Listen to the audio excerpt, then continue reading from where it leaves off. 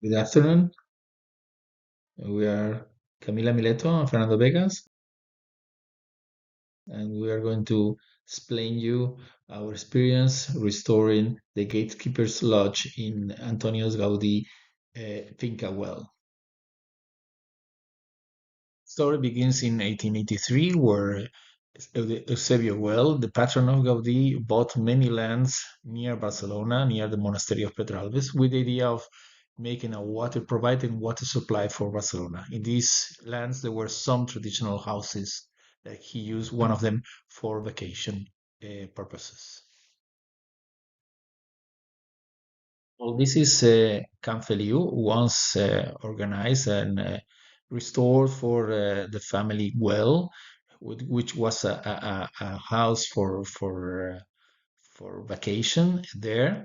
And there on top left, on top right, sorry, you can have an idea what was a traditional houses that he bought with these lands. So he organized what it's called the Finca Well, so I mean the property well, where well, first of all he commissioned another architect because Gaudi was too young; they didn't know each other, and then later he commissioned Gaudi to build some entrances and some pavilions. Here you have an idea of the main entrance to this Finca Well. These two buildings and the Dragon Gate in the middle were done by Gaudí in 1884 till 1887. This photography is quite interesting. It's from 1893. It's one of the first photographs we know from the this Gaudí building. And this is also one of the first photographs we know from these two pavilions and the gate in the middle from inside in this case. And well, you can see here the also the vegetation. Gaudí was also in charge of the design of the garden. Here we can see the Gatekeeper Lodge and the Dragon Gate mainly. This Basagoda said some 40 years ago, he understood that this was inspired by the poem L'Atlantida that was published recently, some years before, and um, and he organized, like he interpreted the presence of the dragon as part of this Atlantida myth. The photograph you can see here with the state. As you can see here, we begin to see some of the cladding of the Gatekeeper Lodge that is has a kind of a Islamicish uh, flavor. This photography is from 1930s, where you can see the on the left you can see the two pavilions and the axis, and this is one of the last photographs when we can see the state of this property well before it was going to be cut by the new avenue, the so-called diagonal that you can see here that cut into this property well and began to undo the whole thing, the currents of the whole thing. Here we can see as the city of Barcelona has been growing and expanding, that has arrived to this former property well. And here you can see some of the other structures that Gaudí made for this for his patron Eusebi Well. Very very interesting structures that we lost in these years because these were just they were, I mean, they disappeared because they were in the middle of streets or they were in other places. And this is the state actually of the Gatekeeper Lodge on the left and the horse stables on the right, with the Dragon Gate, with the famous Dragon Gate built in metal in the middle. See a detail of the Dragon Gate inspired in this Atlantida poem. You can see here that Gaudi is in a phase of a Islamic inspiration. It's not a copy of Islamic architecture, but he inspires himself. For example, in these pillars, we can see some muqarnas inverted, or you can see on top right, you can see some of the cladding panels also inspired in Islamic architecture in the shebka of the Islamic architecture. And other details. It's quite interesting as a building because Gaudi begins to explore his own language. And it is the first building where we can see that he's working with the famous trencadís, so these broken tile color pieces to clad the structures or clad even the joints, as you can see. Well, this is the stables for the horses of Eusebio that were converted in the 1970s by Professor Bassegoda into the Gaudi's chair. It is quite well preserved as it was used for a long time. It was transformed during this restoration in the 1970s, but it is in this way a little bit better preserved. And this is the part of the horse stables where they were practicing with the horses, what's called picadero. What is interesting in these two buildings is that Gaudí resorts to the use of ram earth to build the walls. And it is quite interesting because ram earth at that time, at the end of the 19th century, it was considered a poor technique for poor people. And he was indeed working for the richest man in Spain at that time who could afford any type of cost in these buildings. But Gaudí used lime crusted ram earth, so a ram earth that incorporates a crust, a lime crust. And because he said in other words, but he was saying that it was kind of sustainable and warm and cheap to build. And also he said that he was inspiring himself in the surrounding traditional houses that still existed at that time in the Finca Guell. He also painted part of this lime-crusted ram earth with these roses, also inspired by this poem of La Atlántida. Inside, he used mainly only vaults, tile vaults. There are buildings that almost there are no wood, no timber used, only in some mezzanine and some passerelles, but the other is always built with tile vaulting. And these buildings seem very stable in time, but they are not stable at all because they have suffered a lot of transformations, even some invisible transformations that we have discovered, and some were documented in some photographs or in some projects, but there were also many undocumented interventions.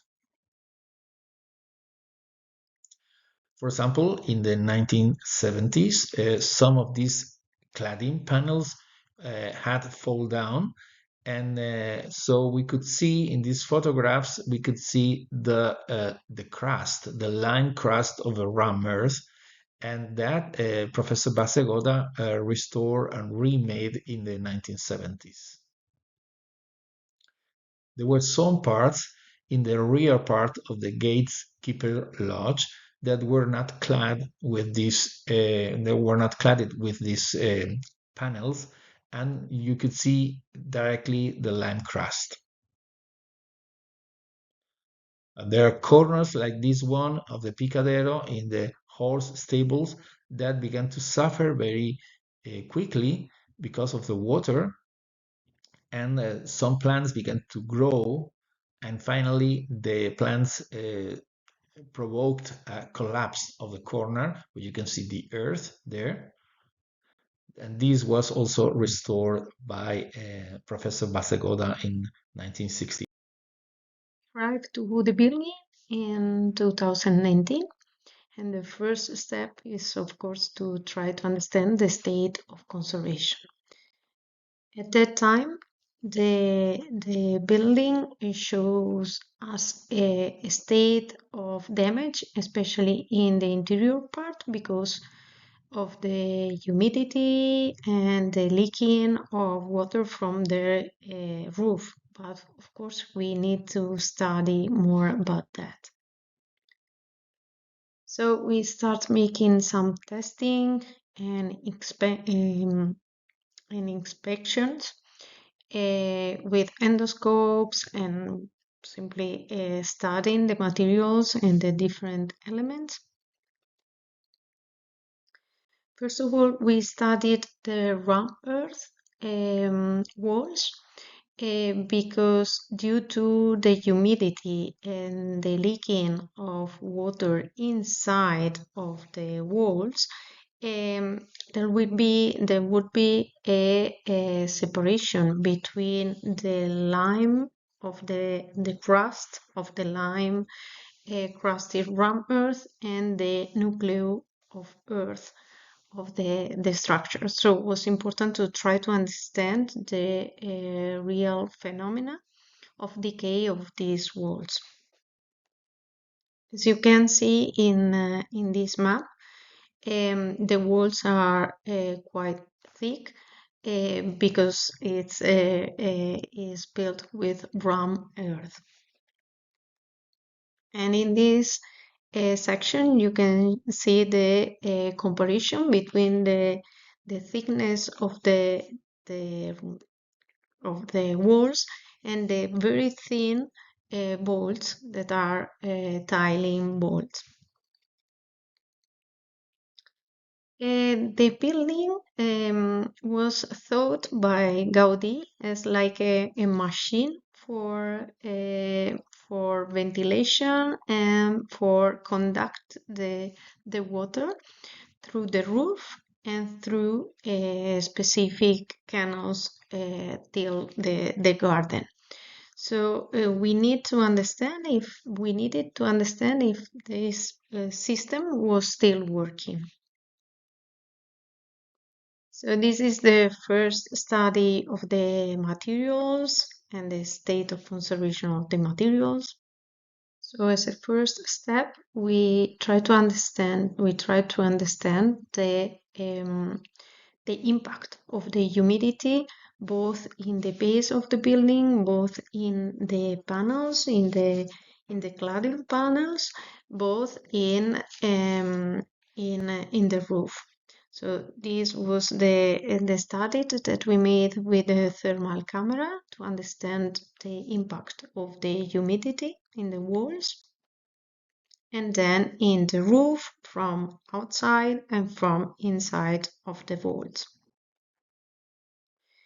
We make the map of all the decay related with water, with the channels and all the circulation of the water and the situation of the humidity. So because of the water canalization was not working properly, so we had this leaking in the walls and in the interior of the building. So another important cause for this accumulation of humidity in the interior was the lack of ventilation of the building because the closing loggia and because the windows were not open anymore.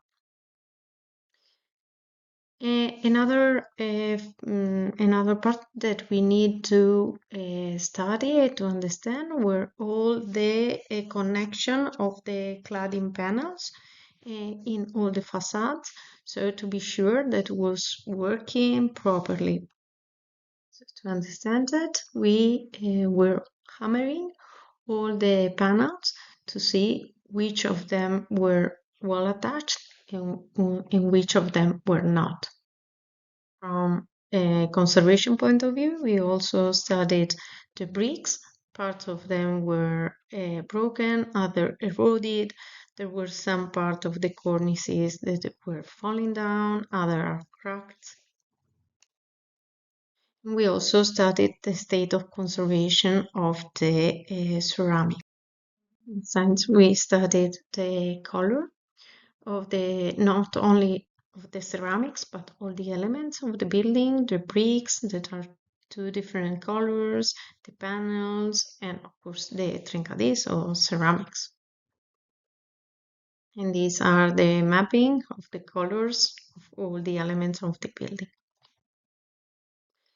We also studied the different layers of the paintings inside. Is not a decorative paintings, but it's more the layer of color.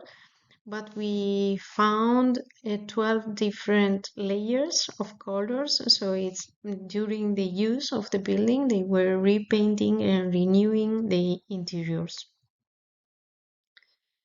We studied the state of conservation also of the windows, doors, and shading, so all the wooden elements.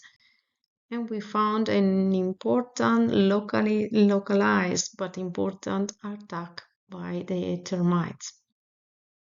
So after studying the building, the materials, the decay, and so on, we had clear in mind that the principal criteria for the project was the conservation, the material conservation.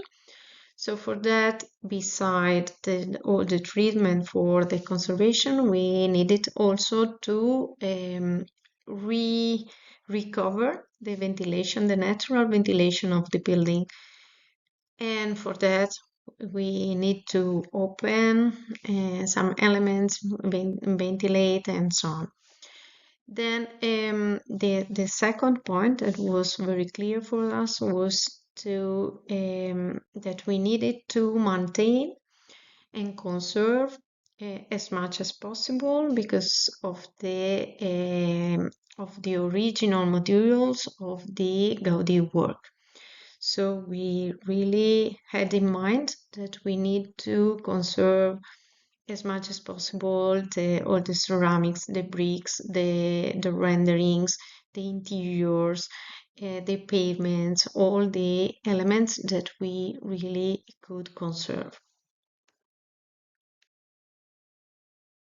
Here you can see a glimpse of some of the actions we have made during the conservation works. For example, this is a ram earth, a lime crusted ram earth, where you can see that the lime crust has been stripped away because they clad it with cement in some cases and with modern tiles in other cases. So this is without the cement and without the modern tiles. This is the loggia once freed from the wall that were blocking them, and the building began to breathe and to have some ventilation. We also opened some of the fretwork that the walls had, so it also helped for the ventilation of the building. And we opened the oculus that were also blocked, and so the ventilation really began to activate the drying of the ram earth. It was damp because of the leaking and because of the interior dampness. This is the former bathroom in the Gatekeeper Lodge that it was all rendered with cement and then with modern tiles. And so one strip you can see the ram earth walls there outside on the right. You can see on the right side and the upper part the cement on the ram earth that was also stripped and it was removed, and some other parts like in the upper parts with some cladding of modern brick walls, or also in the inner part with a modern kitchen that was taken away, and so some of the ram earth appeared. This is a restoration of the renderings that were lost because of these cement renderings and modern tiles, and also the gaps in the rendering of the dome that were also began to repair. This is the result after we reintegrated these line renderings, and most of them are the original ones, and some of them are part of the restoration. This is part of the work on the cladding panels that were very carefully cleaned and repaired. And this is on the left, you can see the modern the cladding panels restored. On the right, you can see some of the lime crusted ones restored also without cement renderings. This is the state before of the restoration, the state of a roof. And this is during the work on the left, and then on the right you can see this burnished lime stucco also waxed on it, and that was the original treatment of the roof, and that was recovered. You can see some other images of the roof repaired. This is before the big dome, and this is the after it was restored. The trencadís or this broken tile cladding was also repaired, and this you can see on the right some of the tests we made with waterproofing with hydrofugation, and you can see here the results of the whole. This is the loggia once open, and this is a pattern we're cutting to prepare the glasses. These glasses, as you can see here, were just fixed with 3 points, and they are not touching the fabric. So there is ventilation in the gaps, but there is also protection from the water coming from inside. As you can see, the details, I mean, the glass are not touching the original fabric. This is from outside, from inside also. This is the work on the joinery that was cleaned and repaired. I mean, we didn't strip the joinery from the original treatment, but we just recovered the original treatment very carefully. And so we recovered the original treatment that Gaudi gave on the joinery, on the windows, on the doors. You can see some of the results well being done. We made also many inlays on the parts that were rotten and were lost. And this is the restoration of the hinges, of the original hinges. This is the pavement that was beneath a modern terrazzo of the 1970s. So we discovered the original terracotta pavement, and of course we had to restore it. There were some gaps, some lacunae that were also inlaid with similar terracotta. This is the process of reintegrating the gaps of the terracotta pavement, cleaning, reintegrating, and this is the result. So these are some images of the results. So the state before and after the conservation works. In this case, is the principal facade, the interior facade with the loggia that was open, some details of the cornice, the windows and the shading system, the panels in details, the lanterns, the loggia inside before and after, the principal rooms in the ground floor before and after, and the rooms, the little rooms in the upper floor.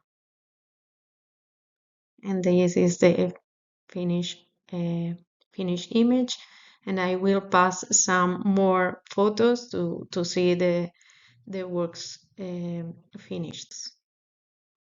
The loggia with the glasses, some more details of the loggia and windows. So some details again,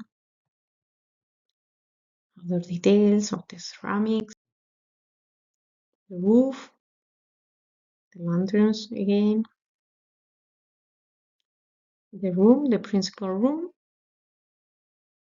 again with the chimney, some details, and another room, the loggia, and well, the windows of the upper rooms, and then the last image of the complex. And this is the credits with all the people that were participating in this process, from the studies before the project, and then the works, the conservation works. So thank you for your attention.